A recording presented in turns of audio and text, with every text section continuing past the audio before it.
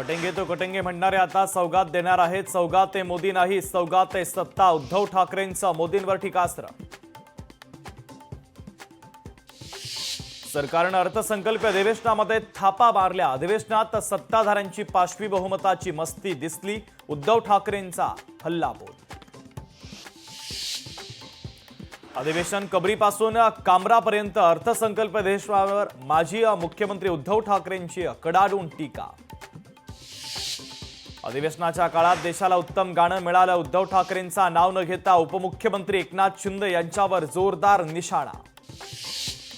संतोष देशमुखांना सुदर्शन घुलेनं जीवे मारण्याची धमकी दिली होती। आवादा कंपनीतील वॉचमनचा महत्त्वाचा जबाब। लोकशाही मराठीला सूत्रांची माहिती। कामराच्या युट्यूब चॅनलला दहशतवादी संघटनांचं फंडिंग। शिवसेनेचे नेते राहुल कनाल यांची खार पोलिसांमध्ये तक्रार। कुणाल कामराच्या विरोधात देशद्रोहाचा गुन्हा दाखल होण्याची शक्यता। ताफ्यातील जुन्या गाड्यांमुळे उपमुख्यमंत्री अजित पवार संतापले। तात्काळ 5 गाड्या मंजूर करून देतो, अजित पवारांनी कोल्हापूरच्या जिल्हाधिकाऱ्यांना सुनावलं।